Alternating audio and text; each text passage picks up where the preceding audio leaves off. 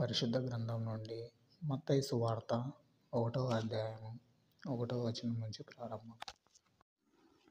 అబ్రహాము కుమారుడగు దావీదు కుమారుడైన యేసుక్రీస్తు వంశావళి.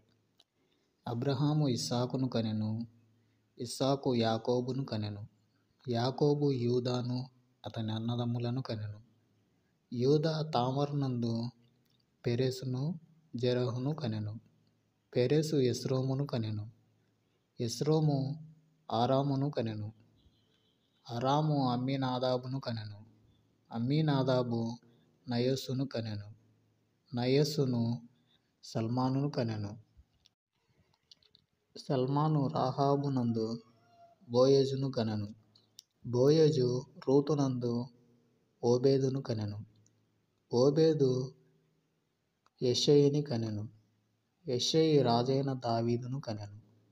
ఊరియా భార్యగా నుండగా ఆమె యందు దావీదు సొలొమోనును కనెను, సొలొమోను రెహబామును కనెను, రెహబాము అబీయాను కనెను, అబీయా ఆసానును కనెను, ఆసా యెహోషాపాతును కనెను, యెహోషాపాతు యెహోరామును కనెను, యెహోరాము ఉజ్జియాను కనెను, ఉజ్జియా యోతామును కనెను, యోతాము ఆహాజును కనెను, ఆహాజు హిజ్కియాను కనెను, హిజ్కియా మనష్షేను కనెను, మనష్షే ఆమోనును కనెను, ఆమోను యోషియాను కనెను.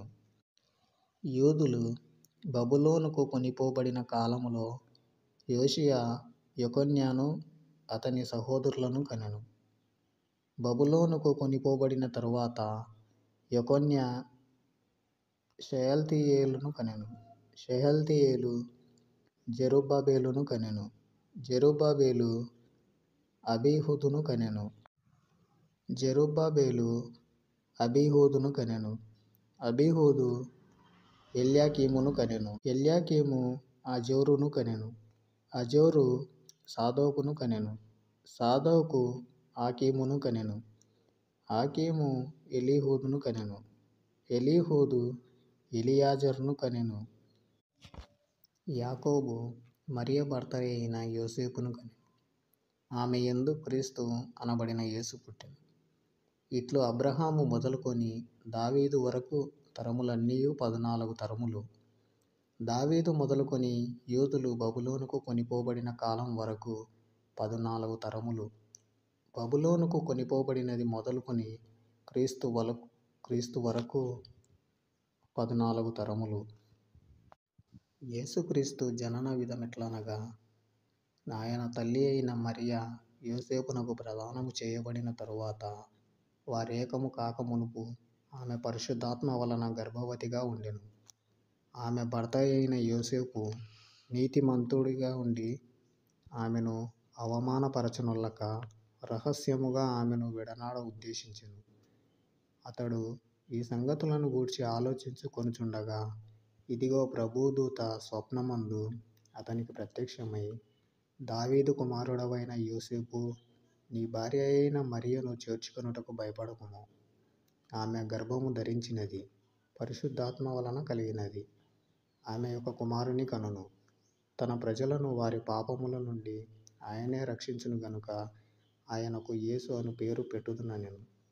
ఇదిగో, కన్యక గర్భవతియై కుమారుని కనును.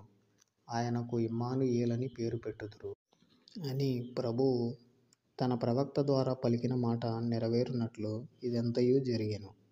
ఇమ్మానుయేలను పేరునకు భాషాంతరమున దేవుడు మనకు తోడని అర్థము. యోసేపు నిద్ర మేల్కొని ప్రభుదూత తనకు ఆజ్ఞాపించిన ప్రకారము చేసి తన భార్యను చేర్చుకొనగా, ఆమె కుమారుని కను వరకు ఆమెను ఎరుగకుండెను. అతడు ఆ కుమారునికి యేసు అని పేరు పెట్టెను. దేవుడు మిమ్ములను మీ కుటుంబములను దీవించి ఆశీర్వదించును గాక. ఆమేన్. God bless you.